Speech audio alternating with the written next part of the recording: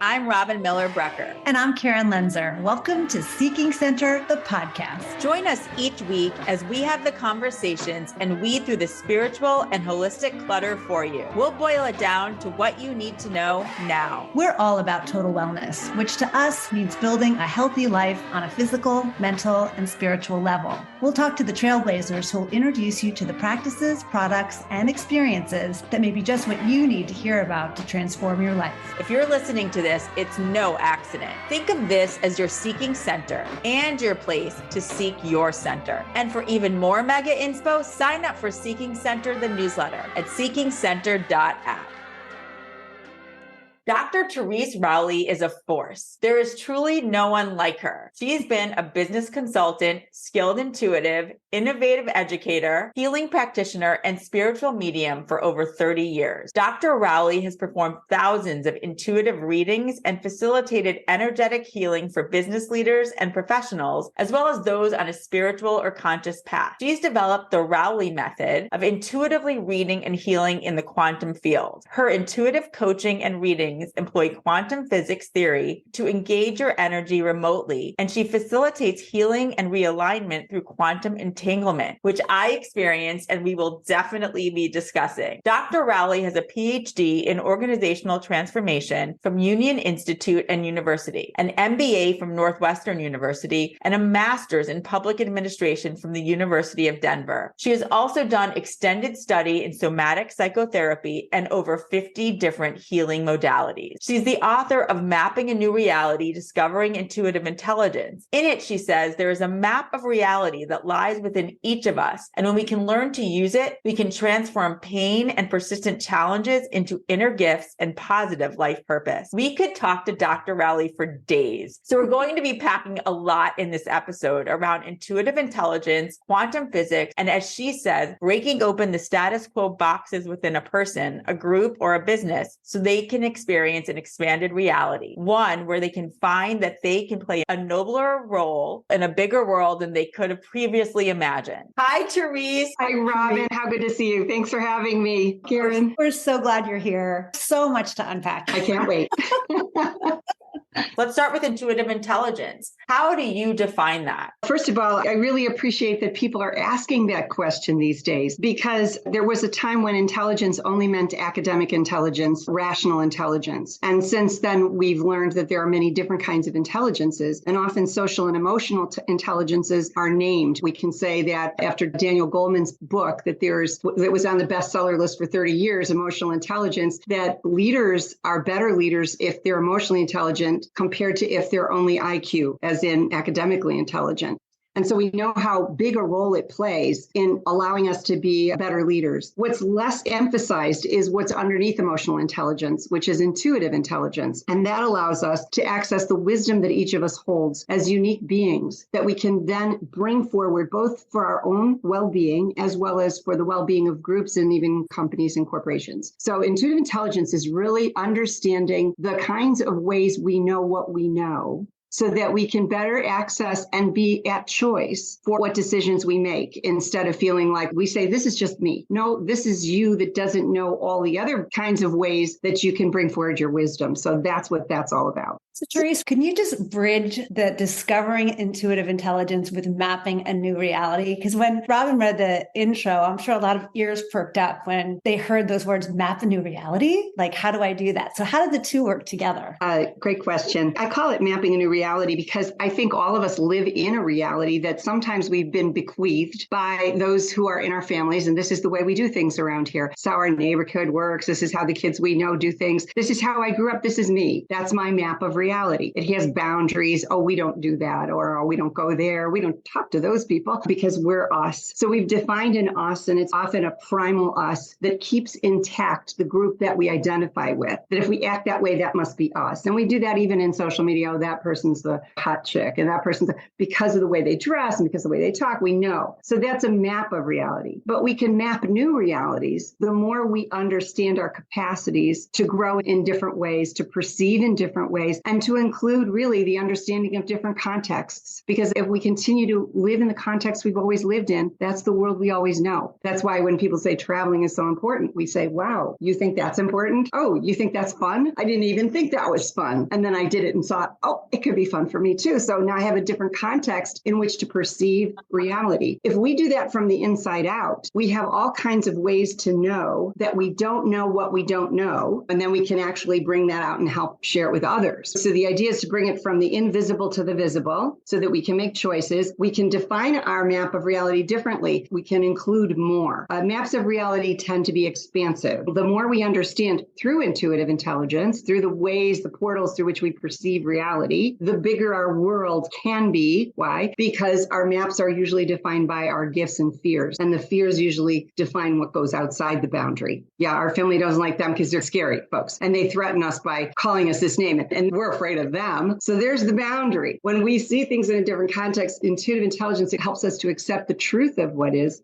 That, by the way, that's their narrative and this is just ours. And they're afraid of that and I'm afraid of this. I can heal the places I'm afraid of. And then that allows me to broaden my reality, my map. And someone comes in and says the same thing and it doesn't land with me. That's about me. It lands with me that, oh, that's how they're afraid and that's what they think. Perfect. That's what the journey they're on. I'm not there anymore. So through intuitive intelligence, I expand my map of reality. I just wish that we all learned this when we were much younger. Me too. Yeah. Me too. Do we embrace of other people's beliefs that aren't even our own? And then we forget that there are other beliefs and they're not our own. And if you learn this in preschool and kindergarten, you know, when kids perceive things, we adults get scared, put them in a box and no, honey, you don't see that. No, you don't have to feel that way. No, it's okay not to feel. Like we're helping them to narrow their map of reality right away according to our fear. We narrow their reality. And so then that's how children become teachers, because sometimes they insist on not narrowing their reality to our fear. And then we have to look at our fear instead of trying to get them to accommodate us. Right?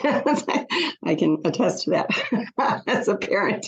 Yes. And take us back, because you talk about being an old soul as a child and starting to have some of these extra perceptive gifts, which you may not have even at that time obviously called them that. How did that all begin for you? And when did you know that what you were seeing or feeling might be different than others? I do address this in my book, the beginnings of it, because I do want people to understand that everyone comes to their understanding definition of intuition in different ways. And so my way was that every person's way is unique. And mine happened to be really because of my mother. And my mother was a force as gracious, gentle, and firm as any Irish mother of 11 children could be. And she would go to mass every morning. And I wanted alone time with her when I was 5 or 6. And so I asked her if I could go with her at 6:30 in the morning. And she let me. And that was that. So as soon as I walked into the church with my mother and she kneeled down and I looked around, I thought, oh, this is familiar. I was literally feeling like this was home to me. It wasn't a new weird place. It wasn't cold. I was like, oh, absolutely.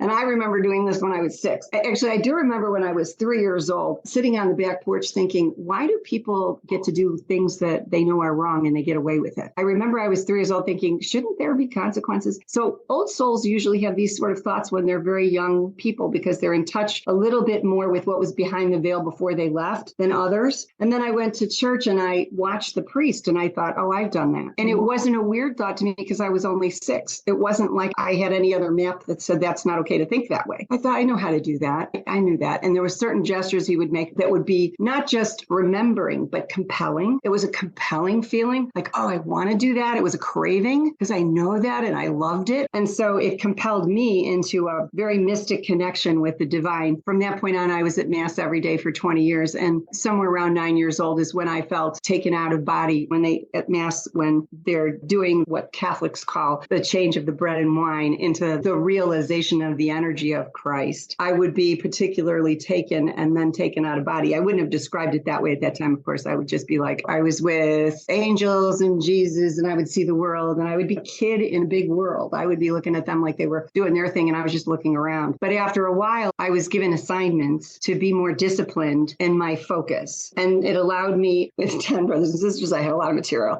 There's like a lot of opportunity there. So every day it was the little things. Are you attached to that cup? Then let it go and give it to someone else. But I want to, but I like it, but it's mine. Give it to someone else. Share that with someone else. Become detached. And a lot of the discipline was, how do you become detached from your emotional preferences so that you can be more loyal to the voice within you than you can be to the situation that ends up outside of you. So I was constantly under that kind of practice. And how do you trust what's inside of you such that if you're saying yes to, that's the first priority and commitment, that then when you're with other people and you feel moved to say something and it makes no sense to you, but if you're loyal here, you say it anyway, and then you back off with the results because it's none of my business. Because I'm not saying yes to making them feel better or more insightful. I'm saying yes to the impulse that comes through me to serve. So that's where the loyalty was built over time. And that's how I started this. When I was 14 years old, I was at Mass and I heard an intuitive intelligence called clairaudient,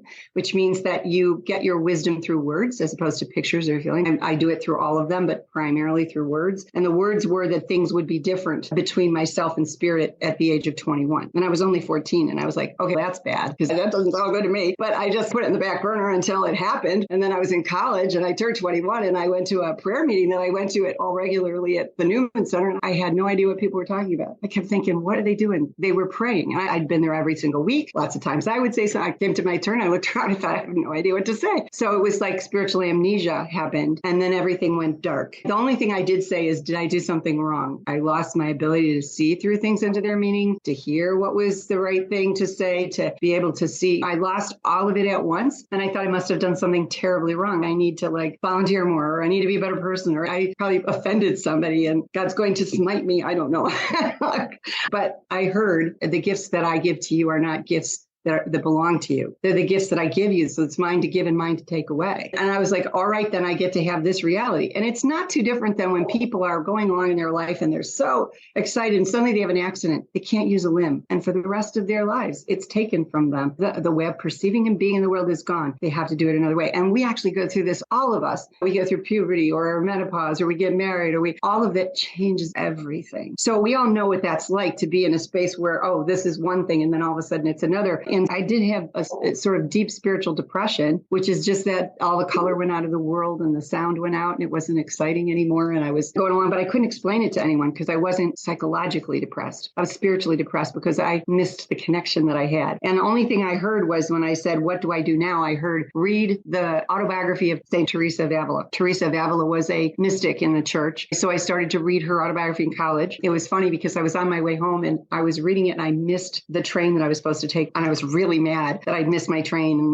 mad at myself, but it ended up that I read the whole book. And I thought I probably wouldn't have read the whole book if I had missed the train. What she described was the dark night of the soul.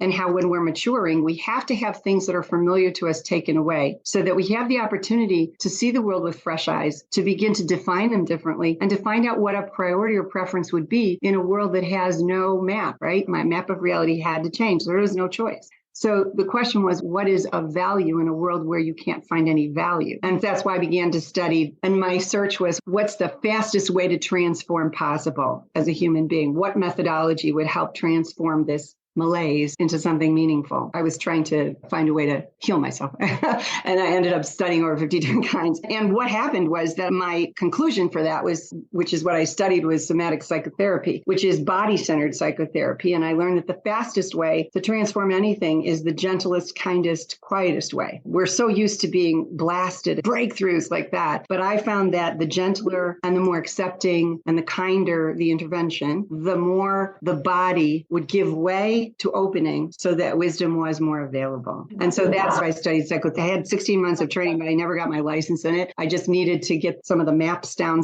in myself so I could understand what was going on and how to help myself and others with that. And then it was a matter of trying to navigate the ways that energy would come to me and through me. This voice would come through me, or I would start to automatically write what was happening in the future. And I had no idea what to do with this because my map of reality was Catholic. There are no past lives in Catholic. There's a dichotomy. But I have to say, even as a Catholic, I knew I was not a dogmatic person, that I didn't care about the rules. I cared about the mystic connection. Any church, any faith tradition, I don't care, Jewish and Muslim, whatever it is, the church is there to facilitate that dynamic connection, that individual unique portal between each person and the divine. And so if you have that, then you don't go backwards to say, did I get 7 right on that Sunday? So I started to find out that when energy came through me, it didn't come in a form that I could then say, this is okay with the paradigm I used to have, because it wasn't. I'm looking through everything I was always relied on, and there was no story to help me. So I had to go beyond the Catholic map, expand my map of reality, which always, when you're expanding your map, feels wrong, bad, and you should be ashamed of yourself, that kind of thing. And then you're on the right track. So the bottom line is I continue to study all of the things I've done, and all the things in my MBA and my Ph.D. all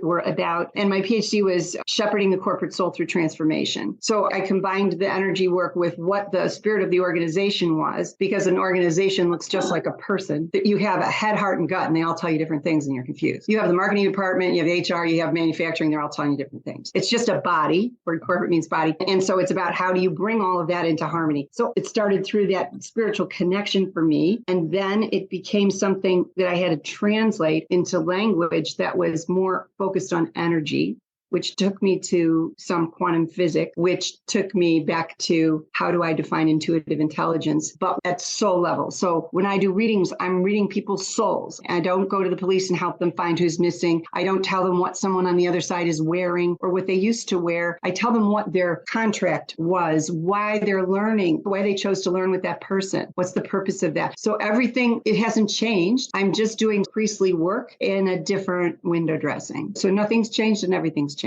Depends on how you perceive it. I love how you just said, I'm doing priestly work. So it's like that priest up there that you knew exactly what to do. You're still doing it anyway. I was so fascinated, first of all, by the fact that Carolyn Miss wrote the intro to your book, which says right there how great it is. But I love the sentence where she said, very few intuitives have been able to make it through the scrutiny of the rational corporate keyhole and earn the respect of people whose focus is business survival. I just thought that was just such an amazing observation and a great transition to talking about your work in corporate. The fact that your PhD was around shepherding the corporate soul through transformation, like corporate and soul, I wouldn't put those two words together. In fact, Carolyn was one of the ones that helped me name that dissertation. I've always loved business as much as I've loved kind of my spiritual work. And I never knew why, but I could not give it up. I absolutely love business. It makes me happy. I love strategy, complexity. I love industry. I did industrial white papers on industries. And I think because maybe being a mystic, being a person who relates to spirit in a broader way that can go out of body, business is a beautiful way to be able to play human within the confines of a structure someone else creates. In fact, it's a collective that creates that structure, and they agree to it and they play by their own rules. I find that not only elegant, but I find it so helpful for me because there's the boundary of the map. And if we want to map a new reality in business, we learn the vision, mission, values. I used to say to CEOs, we can talk about your business or we can just talk about you. Either way, the micro and macro is the same. The company can only grow to the capacity of the leader's consciousness. That's what I've learned in doing large scale systems change for over 30 years. The fears that the leader has is how limited the organization is. And if I can help or facilitate that leader to break through their fear, to open to understanding, loving themselves more and seeing their own gifts, finding self-compassion, they then come back to their organization with that opening and give other people permission to do the same, which allows the culture to expand into something that will accommodate and invite everyone's gifts to the table. I can read from here to Sunday, anything, anywhere, anytime, but I'm only doing it in service of the advancement of their spiritual evolution. That's my mission. I'm not here for any other reason. So that's what's important to know is how do we help both the organization to understand itself in a more expanded way and to accommodate more contribution and to acknowledge that contribution so it can be enhanced? Or how do we help the leader to open out from their fear and move into a place of greater acceptance of themselves, which allows acceptance of their company, which allows more creative strategies to accompany that corporation or that business? We have to befriend our fear because there's beautiful things underneath it. But until we choose to be brave enough to face that fear, that part of us we don't see. So someone on the outside isn't going to see us because as above, below, as within, so without. How we see ourselves, how we're in relationship with ourselves is how others are in relationship with us. So whatever we're hiding, even if we're not aware of it, they don't see us. It's the foundational piece of how you honor yourself and therefore create your reality and your map of reality.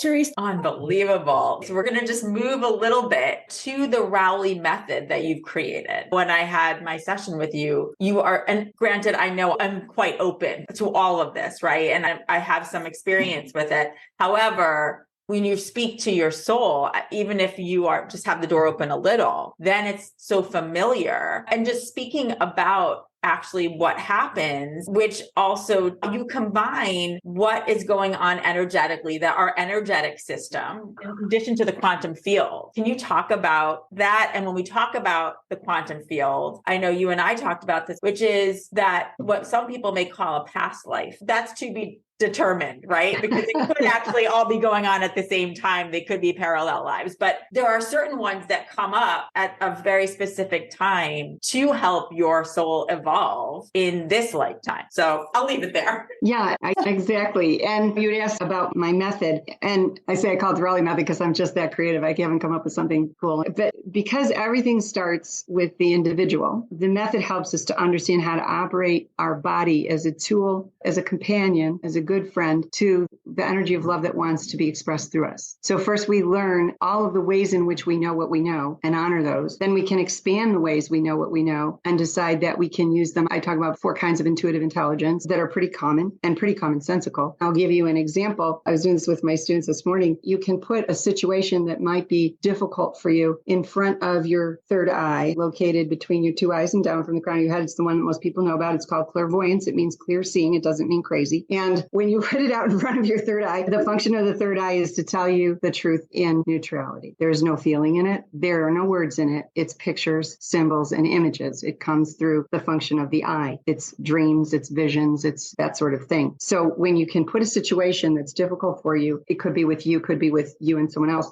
could be just 2 people that you're looking at, and you put it 2 feet out in front of you and close your eyes and look through this portal, this perceptive sight, and you ask, what's important for me to know, or what's the truth of what's going on here? Your third eye can tell you. Now you could use your heart then and bring compassion to that. You could bring it down to below your belly in your second chakra, which is your empathy, and say, how do I feel about that? Or you could say, what do I know about this person and situation from my heart? Those are all different functions. Those are all different kinds of intuitive intelligences. So when we talk about the energy, we have to get into things like quantum physics because that's their field of energy. And quantum physics is trying to make sense of the invisible in a way that the human mind can understand and the logical mind can understand. And there are many theories because, of course, you can't concretize the invisible. You can only theorize it and you can agree on it. You can have many people agree that they see the same thing. You can look at the chakra system because that's 4,000, 6,000-year-old Hindu system of consciousness that people say over time they have agreed to that they all see the same sort of thing. So that the vibrations of color and sound and the location in the body are all coordinated. That's a system of reading. I use it as an overlay. So when I look through something and I see somebody with a story that's somewhere, it's there for a reason in that particular part of their body. It's stored in a particular part of their body for a reason. So the chakra system gives you little hypotheses about why that might be there. Then you can read deeper and more energetically to find out the specifics. But the quantum field says that there is no time and space. And this is so interesting to me because if you go to YouTube, you can find so many people who have had their young kids. In fact, when I was on the Dr. Oz show, on the radio show, and the guy who was doing the interview before me was Jim Tucker. He did studies of 2,500 children under the age of 5 who have remembered their past lives. And the evidence that they have is irrefutable. You cannot say that there's no way that doesn't happen because it's been validated from the facts. And yet, if quantum physics says there's no time and space, then how do we explain past lives? And incidentally, even being Catholic, at some point I wondered why in the Bible did Jesus ask the apostles, who am I? And they said, some people say you're Elijah. Why would people say he was Elijah? Elijah died a long time ago, unless they believed in reincarnation. Why would they say that? All of a sudden, it was like, wait a second. So anyway, the idea is there's a book called, Jane Roberts wrote this trilogy, The Nature of Personal Reality, it was channeled by a guy named Seth. And one of the things he does is he wrote a book on the education of Oversoul 7. And in that book, he talks about how one Oversoul sends itself out over a timeline. So that the discovery of fire, whenever that was in BC, is related to the first rocket to the moon in 1969. And there's a connection. And so that these connections have been spun out over a lifetime so that this oversoul can learn about itself, which is a lovely story. And one way that the human mind can just simply understand this idea of the temporal in relationship with the eternal. And so the only way that I see this as relevant when I'm doing a reading is if I see a story in your field. And what you said, Robin, is really relevant.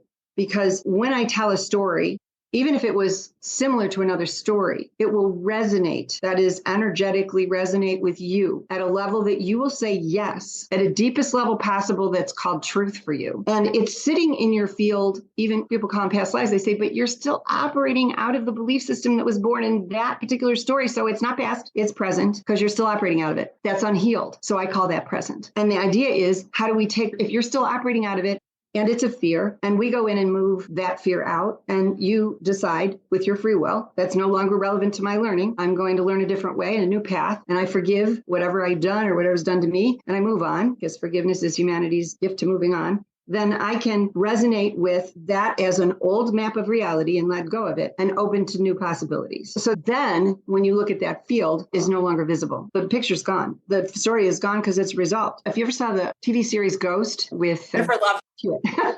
Yeah, she would see between worlds, and ghosts would come to her because they were unresolved. She would resolve it, and you would always see them go into the light. You always see this no matter what movie you're looking at. So some consultants are informing these television shows about this, and they move into the light because they're finished, right, with a particular aspect. So that's why when I see people, they have completed something, and it happens to be, let's say, in an ancestral pattern, they've cleared everything going forward in their generations and everything ancestrally behind them. So it clears because you're brave enough to look into the face of fear. And what you're really doing, the bravest thing that you can do is trust that you're completely and utterly loved. And in order to do that, when we release those fears, we have to open to that possibility. Much scarier than the fear, much scarier. So that's what it takes to be brave, to believe that we're truly loved unconditionally, and completely and utterly and eternally. That's the big challenge for. Yeah, yes. And I would say too, we all, I think, continue to need to be reminded of that. Like, I may be in a space right now where I know that, but talk to me in a few months from now. Talk to me in a few minutes from now on any given day. For those who might be listening to all this and fascinated, can you just talk through then, what is a session with you like? Like, how do you do it? How do you work with your clients? And again, what I love to do is teach this so people can do this for themselves. When I do a reading, I am primarily a clairaudient, which means I get information through words. I'm not channeling. That's different. If you ever saw the movie Ghost with Demi Moore and Patrick Swayze, when Whoopi Goldberg, that guy comes into her and goes, "Whoa, I love your hair." That's channeling. When she looks at Patrick Swayze and he says, "I've got this penny," tell her it's mine. He says, "She's got this penny and it's yours." That's clairaudience. She's repeating what she hears. That's what I'm doing. I'm repeating what I hear. It's a difference. So I know I can get everyone's file by the sound of their name. All they have to do is tell me their name. And I don't really need their name, but it helps. It clarifies. I always say, tell me your first, middle, and if you're a woman, first, middle, maiden, married, however many times you did, right in a row, because your name is a mantra. Whenever you have a name, people call you that every day. So your experiences rest on your name. I have done readings from people in United Arab Emirates, in China, in Japan, and everywhere in the world. And I can hear the sound of someone's name. And sometimes I'll just say, for example, your name sounds like jewelry to me. And I'll say, my name means jewel in my language. So I can hear the intent of the vibration. That's what that is. So I have then holographic information about thoughts, feelings, beliefs, fears, et cetera, just from the sound of someone's name. So I don't need to know anything about them. I don't need to know their pictures or touch anything because it's all clairaudience. But then, of course, I use those other intuitive intelligences to feel into the field when I'm doing healing. And that's the other part of the Rowley Method. The first part is just to identify the body as a way to perceive and to receive information in the quantum field, which means that all of us are in the quantum field. If we want to call this, all energy is the quantum field. And there's a unique signature, like a signature in space. And I'm tuning in through a sound of a name to the signature in space that you are. And the more you say your name, I ask people to say it 3 times. It's Star Trek, the transporter. The person's almost in there and not quite. And they're all, so they say their name and I go, okay, there it is. And when people's strategy for survival is not to be seen, I have to ask them to say their name several times because the whole point of their strategy is don't look at me, don't see me. And so I'm trying to see them. And I'm going, come on. Same with people on the other side. Come into this frequency, I can read you. I'm reading them holographically. And I'm still a business person, so I'm looking at objective and deliverable. The objective of the exercise is I'm having these symptoms. The deliverable is I'd like to experience life this way. Great. Okay, now I have the territory. So I'm going to look into the quantum field, into the place in which the root of that fear and fear-based belief are preventing you from moving in that trajectory in your path. And then I'm going to look at all the stories that keep you holding on to those fears. As I said in the first part, we talked about my map of reality I'm bequeathed. I picked this family because I either feel super safe with them or I feel super unsafe and I know how I need to get out of here. So I'm looking at all of that in your field. I can read anything. And the idea is to get to the fear-based beliefs and your essential gifts, because typically your essential gifts cover up your fears. In other words, if I'm afraid that I don't deserve to be loved, and I take exquisite care of you because I think you should be taken care of and not me, you're not going to say, hey, why don't you explore taking care of yourself? You're going to go, thanks. I'll have some more of that. Yeah, your strategy is working great for me. I'm not going to question you about that. And I'm going to attract people who need to be taken care of. So that's a beautiful way to take a gift and cover up a fear. So when they finally get overwhelmed, I can't take it anymore, everybody wants this from me, you go, oh, let's look at your feeling of unworthiness. What story binds you that says, no, I'm not worthy, and I vowed or promised never again that I would allow myself to be taken care of, but I will take care of others. Let's blow that system open and look at that story and then decide. You can say it's happened maybe 3 times in 12,000 or 13,000 readings that people have said, no, I don't want to change. And it's perfectly fine. The universe is infinite. There's no judgment, and patience is everywhere. Spirit's ever patient. You decide. It's when you're ready. So it doesn't matter. So that's how we do a reading. And then we go to the end. If it's my clients who have been there, if I get CEO clients and they have one question and they know where they're going with it, we can do a 30-minute session and I can tie that up. But typically when first-time people, when they're trying to figure all this out, we go to the 90 minutes and then that blows open. Now, if you've been all your life ignoring your feelings because you're a very amazing executive and you get a lot done, you come to a place where life invites you to include self-compassion and mercy and kindness and gentleness and flow, which is not familiar. So once we blow open this and honor that you have created this situation out of your fear, but what an amazing life you've had and given as a result of that. Now you get to have this if you want it. But now if you want it, energetically, you're not wired to accommodate that. So I give them energetic exercises, such as what does it mean to open the crown of your head? Open, allow, and receive. 3 muscles. Open, allow, receive that most people just don't have. And the greatest skill, I say, in all of my practice, the greatest skill is staying. Stay with your discomfort. Discomfort is a signal that there's some wisdom that wants to be uncovered. Stay with the fear. Stay with the things you don't want to stay with. That's the highest skill you can have in anything. In any relationship, walk away. No. Yell back. No, stay. Just stay until you get it. Stay till your heart says yes. Stay till the truth says yes. That's the highest skill. And that's the most important skill. Open, allow, receive, stay. That's not what we learn. We learn defend, walk away, create distance. And we know how to do that, which is great. Boundaries are good. Boundaries are great. I teach boundaries, but we want to make that choice. Let's stay. Let's see what's transforming to a place where we're complete. When we know we're complete, let's finish that then. And let's honor what we've had and complete it and then move on. So that's how I do a reading. And I can say too, having experienced a reading, is that you really do help then, as you said, complete and change the going forward, right? Because you have honored whatever has been holding you back. And so that there's a new contract. That's right. New contract. And there is healing. So that's the entanglement in the quantum field. That's the second half of my methodology. Once you're really clear about how to perceive and how to receive without it impacting your feelings or without falling into the story. And you can do it with some sense of neutrality, compassion. I call compassionate neutrality. That's what we're going for. And once you can observe that and be in that field, now what you want to do is be able to respectfully and with permission entangle. The highest power you have is asking permission. So it's important because you never want to decide that because I have a gift and you should have it because I know it. I have a gift. It has nothing to do with you unless I get your permission, because you're the one that knows if you're ready and want it and I don't. So it's a relationship. So permission asking is very important. So I'm asking permission and then I'm going to entangle in the quantum field. Once I'm really solid in who I am and my distance, now I'm going to entangle in the quantum field. What does that mean? I don't care if you're in Switzerland or you're here, because quantum physics tells us that healing is non-local, that we can entangle in each other's fields without it being physically present. That's part of what we learn from quantum physics. So I can move into entangle in certain parts of the field where I can see what's going on very specifically and how someone has completely wired their field to accommodate their fear. How do I then enter that field and release those things with permission? And really then also, I'm telling people exactly what I'm doing. I'm in this part, I'm in this chakra, I'm in this part of your body. This is how you've wired it. This is why you have stomach aches. This is why you don't feel good in these times. And this is how. Okay, so what we're going to do is we're going to wire that. But now I understand it. I don't want to really heal. On occasion, I have where someone is really in need of being in the ER and I just do the healing. But otherwise, I want people to understand so that when they get to a place of being stuck again, they can say, how do I do this for myself? It's important for me to be able to have agency with how I map my reality. And I'll say too, just having had the session with you, I feel different. There's a confidence and a lack of fear that I have, that I notice, and a groundedness in my everyday right now, in a time where there's a lot of crazy going on all around me, personally and collectively. And yet I feel more grounded than I've ever felt. And I was just saying that to Karen this morning. I can't really explain it except to say that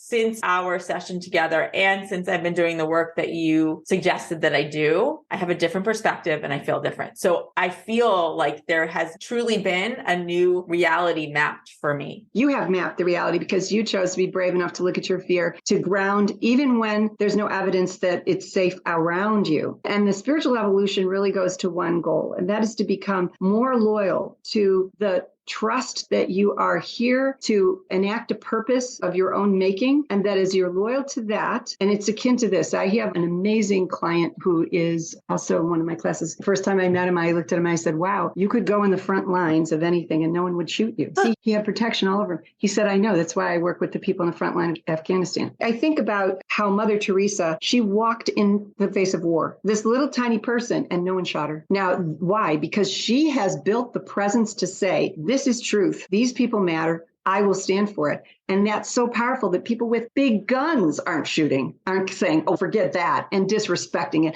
because her presence that she has cultivated by trusting unequivocally that she is protected because what she is doing is her mission. And it is more important than her sense of what around anybody else's fears are or what they feel is safe. She's picking people who are dying up off of the ground. How do you think she feels about that? She used to say, do you think this is easy? Do you think I like it? But her loyalty and her commitment and her desire to be loyal to that purpose she has was more important and more compelling than anybody else's fear. And that's what we're all aiming for. We're all aiming to get to a place where we're more committed to why we're here and to loving the way we chose to love than we are to bowing to anyone else's fears around us or our own, and to healing those fears so we can continue to love in a way that's absolutely optimal in who we are in this unique place and time and this unique humanity that we've chosen. I'm going to ask a question that I know Karen really wanted to ask you.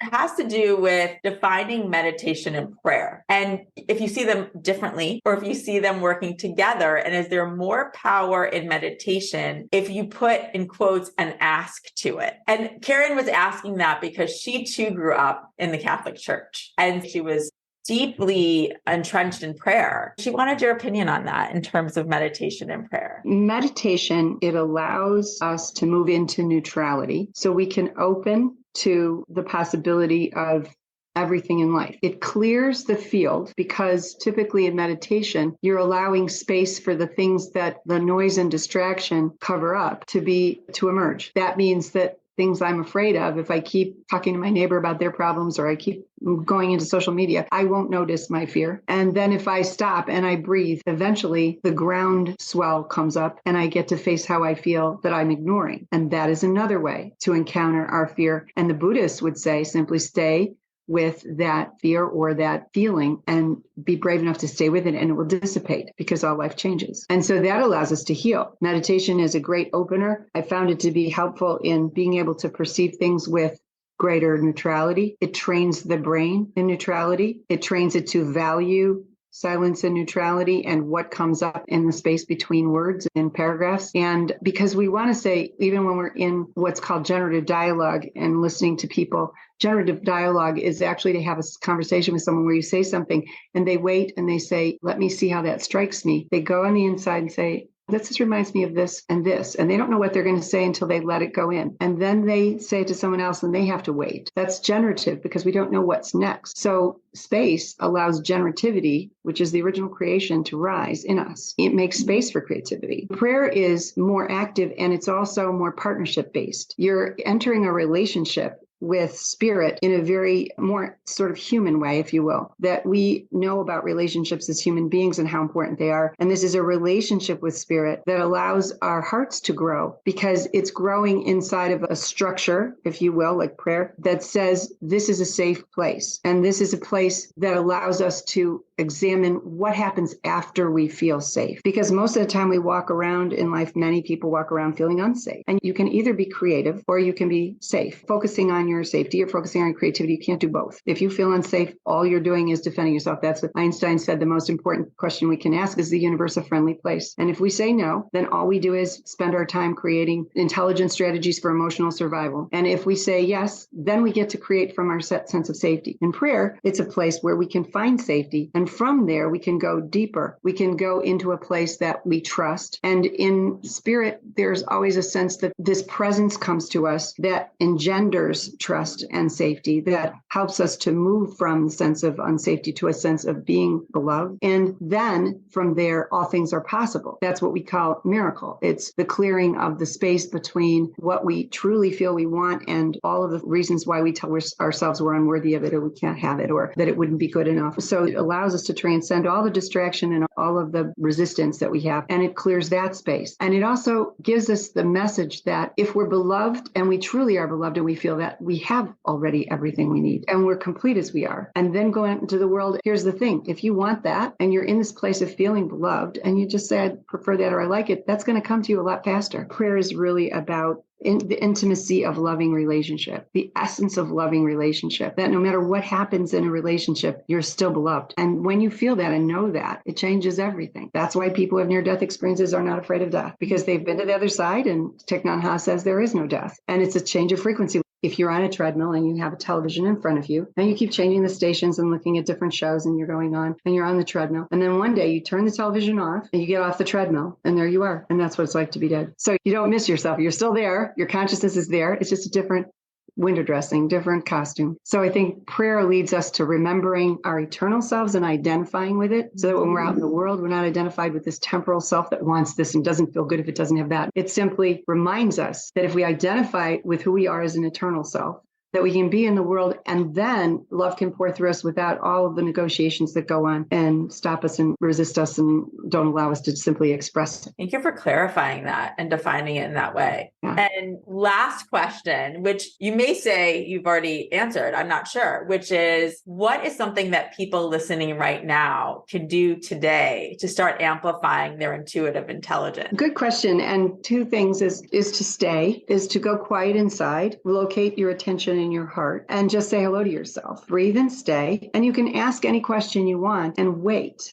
And be kind enough to yourself to trust what comes up, even if you don't understand it. And if, that's a crazy picture I had. Let's think about that picture and just stay with that picture. Stay. Because when you stay with the picture and say thank you to it, it will start to unfold. It will start to give you more information. It will start to tell you more. So if you can trust it, and then the last thing is you quiet your mind, you stay, and you trust, and then you act. If you get a feeling, that's it, and you think, oh, that's crazy. I don't need an umbrella. There's no rain. Take your umbrella anyway. Not because it's going to rain or it isn't, but because you're telling your unconscious mind, you're telling your intuition, I'm willing to trust you, even if there's no evidence around that I should. Now I'm going to befriend me, and I'm going to trust me more than I trust what the evidence is outside me. And that's continual practice until the voice becomes so much louder that you can't ignore it. It's 2x4. Take that silly umbrella right now. And you're like, okay, I've done this.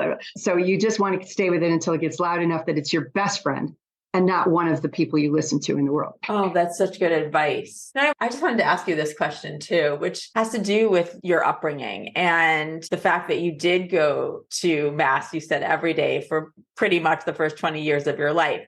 And going to that meditation and prayer question, do you feel like during that time you honed in on a practice that most people really don't do growing up, but you were given those kind of tools, and even though it's under that dogma of religion, it's a practice. Total practice. And remember that you're given these opportunities for a reason. This is my work. This is what I came to do in the world. It came to me early to start practicing, and you don't, because that's not what you're here to do. That's right. You didn't jump into a family of now 11 children and a mother who is a saint. And also I had this incredible opportunity as I went through life for my mother to make spiritual sense of things to me, because she was a really wise woman. I have an engineer, spiritual business mind, but people can just come from their hearts and do everything they need to do. And they don't need this. They don't need a method. They don't need to do what I do. They don't even need to understand any of it. They have what they came to do. And my desire in life is to support people in their essential gifts and in their purpose, not to help them do what I do. you. It's not about becoming more like me because there's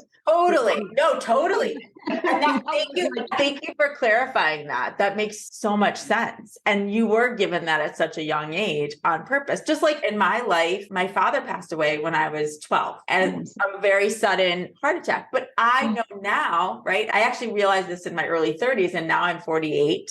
That was on purpose. It was a tragedy and took me a really long time to make any sort of understanding of it. But now I know we work together. He's on the other, whatever you want to call the other side or in a different field. Absolutely. That's why I'm doing what I'm doing today because, and I needed to have a full circle reconnection with him in order to think this is possible. And there's healing that comes from it. And I want other people to know about it. That's what I experienced, which is quite different than what you did, but that's definitely to amplify my own gifts, just as you are amplifying yours, which I am so grateful for your gifts. Right back at you.